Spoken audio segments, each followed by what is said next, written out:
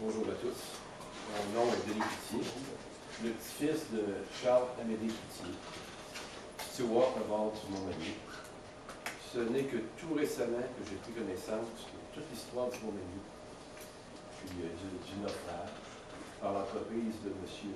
Alain Frank, M. Vézina. Puis c'est vraiment une surprise à matin. C'est une première. Là. Je ne sais pas trop vous en dire vraiment plus, parce que je n'ai pas connu mon grand-père.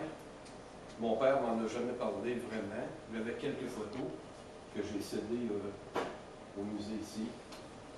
Puis, donc vous êtes trop cuisinier. J'ai déjà été cuisinier. Ah oui? Oui. Il faut dire que Charles-Amédée, tous ses frères étaient stewards. Il était à bord du Lily-Evelyn une couple de mois avant le naufrage du Montmagny. Puis suite au naufrage du Montmagny, il n'a jamais renavigué. Il s'est en allé steward à bord du Canadien national et chemin de fer de Cielo pendant 22 ans, puis il a pris sa retraite ensuite. Ça veut dire qu'il n'a pas rien laissé de souvenirs, sauf quelques photos. Puis quand j'ai lu l'article du Soleil du 14 septembre 1914, c'est-tu 14 ou 19? 18? 14. 14. Ah non, c'est 18. Ouais, c'est un vendredi, je crois. C'est dans les heures qui ont suivi le naufrage. Exactement. Il y avait un petit article sur lui, un extrait d'article, où il faisait un témoignage, comme M. Vézina disait, émouvant, parce qu'il a tenté de sauver 2 enfants. Puis, quand j'ai lu l'article, c'était comme une voix d'outre-tombe qui m'arrivait à moi, ça m'a très ému. Dans le sens que j'avais absolument rien d'écrit de mon père, sauf cet petit article-là que j'ai découvert la semaine passée seulement.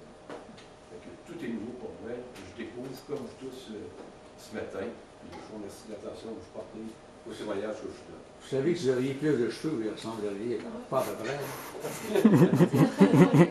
Non, l'histoire de mon grand-père, si je regarde, c'est une personne qui vient de la côte sud de Montmagny, de Lillet. Si on regarde ses frères, c'est tous des stewards. Un qui était à bord du SS Tiber, puis qui est mort à l'âge de 22 ans. Il y en a un qu'on retrouve à 18 ans en Louisiane, à bord d'un navire. Un autre qui s'est en allé dans l'armée américaine. À 15-16 ans, les gens quittaient la maison.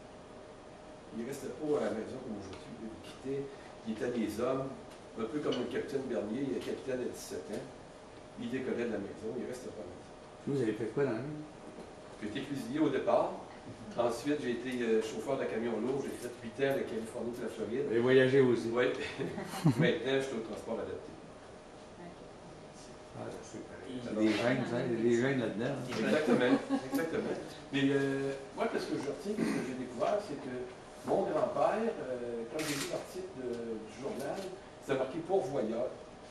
Puis il y a aussi comme titre maître d'hôtel ou steward. Puis quand on regarde la liste d'équipage du Montmagny, il y a plusieurs personnes, surtout qui mangent 3 repas par jour. Ça veut dire qu'il y a beaucoup de denrées qui rentrent à bord du navire. Ça prend quelqu'un qui fait l'inventaire de qu'est-ce qu'il faut qu'il rentre à bord du navire. Ça reste la planification des repas. Je crois que c'est un peu le rôle que mon grand-père avait. En tant que pourvoyeur, puis maître d'hôtel, puis c'est tout. Je vous remercie.